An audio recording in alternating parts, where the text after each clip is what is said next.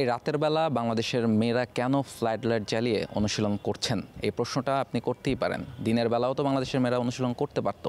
এর কারণটা হচ্ছে মূলত বাংলাদেশ ওয়ার্ল্ড কাপ খেলতে যাচ্ছে ইউএইতে, এবং সেই জায়গায় বাংলাদেশ যে 4টা ম্যাচ খেলবে গ্রুপ পর্বে, তার 3টা ম্যাচই বাংলাদেশ নারী ক্রিকেট দলকে খেলতে হবে রাতের বেলা, এবং মাত্র একটা ম্যাচ তারা আসলে দিনের আলোতে খেলতে পারবে। এবং বাংলাদেশের গ্রুপ পর্বে যে প্রতিপক্ষ যারা আছেন, প্রথম ম্যাচটা গ্রুপ পর্বের উদ্বোধনী ম্যাচ, সেই ম্যাচটা আসলে স্কটল্যান্ডের বিপক্ষে, সেই ম্যাচটাই শুধু দিনের বেলা, এবং বাকি যে 3টা ম্যাচ বাংলাদেশ নারী ক্রিকেট দল খেলবে বিশ্বকাপে গ্রুপ পর্বে, সে তার 3টা ম্যাচই আসলে রাতের বেলা অনুষ্ঠিত হবে। এবং সেই কারণেই কিন্তু আজ রাতে ফ্লাড লাইট জ্বালিয়ে মিরপুর শেরেবাংলা জাতীয় ক্রিকেট স্টেডিয়ামে বাংলাদেশ নারী ক্রিকেট দল অনুশীলন করছে। এবং বিশ্বকাপে যাওয়ার আগে বাংলাদেশের বিশ্বকাপ প্রস্তুতিটা কেমন হয়েছে, বাংলাদেশ বিশ্বকাপের প্রস্তুতি কিভাবে নিয়েছে সেটাও আপনাদেরকে একটু জানিয়ে দিই।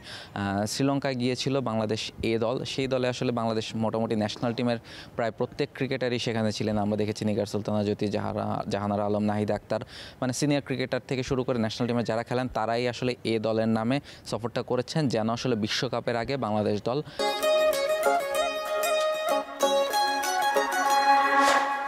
একটা জয়ের ধারায় ফিরতে পারে, একটা জয়ের অভ্যাস তৈরি হয়, সেটাই আসলে মূল প্ল্যান ছিল।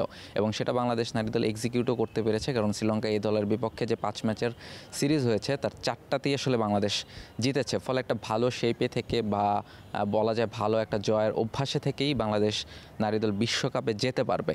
ফলে সেই জায়গাটা থেকে বাংলাদেশ বিশ্বকাপে কেমন করবে, বা এই যে জয়ের অভ্যাসটা তৈরি হয়েছে, সে কারণে বিশ্বকাপে মোটামুটি একটা ভালো ক্রিকেট খেলার প্রত্যাশা রাখছেন নাহিদা, বাংলাদেশের ভাইস ক্যাপ্টেন। আমরা একটু তার কথা শুনে আসবো।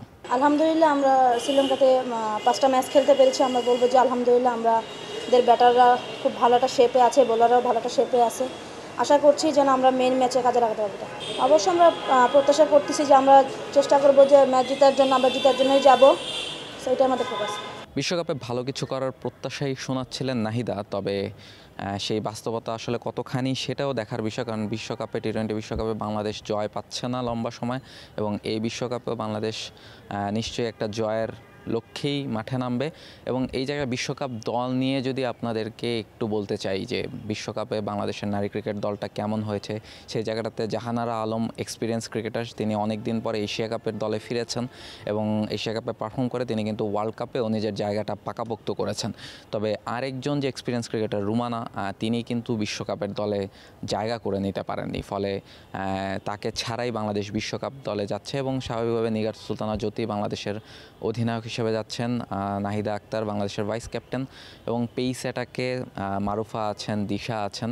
ফলে এই যে পেস অ্যাটাকটা, সেটা কিন্তু, এবং যেটা জাহানারার কথা বলছিলাম এক্সপিরিয়েন্স ক্রিকেটার, তিনিও আছেন। ফলে বাংলাদেশের পেস অ্যাটাকটা কিন্তু বেশ স্ট্রং, এবং স্পিন অ্যাটাকে রাবেয়া আছেন, নাহিদা তিনি লিড করবেন স্পিন অ্যাটাকটা। ফলে বাংলাদেশের বোলিং অ্যাটাকটা মোটামুটি বেশ স্ট্রংই বলা যায়। তবে বাংলাদেশ যেই জায়গাটাতেই সবসময় ভুগে, ওয়ার্ল্ড কাপে হয়তো বাংলাদেশের জন্য বড় চিন্তা হবে, সেটা হচ্ছে বাংলাদেশের ব্যাটিং অর্ডারটা, যেটা আমরা সবসময় দেখি যে উপর থেকে মুর্শিদা কিংবা নিগার সুলতানা জ্যোতি যদি রান করতে না পারেন, বাংলাদেশের স্কোরটা কিন্তু বড় হয় না। ফলে সেই জায়গাটা থেকে বাংলাদেশের বাকি যারা ব্যাটাররা আছেন তাদেরকেও দায়িত্ব নিতে হবে, যেহেতু রুমানাও নেই।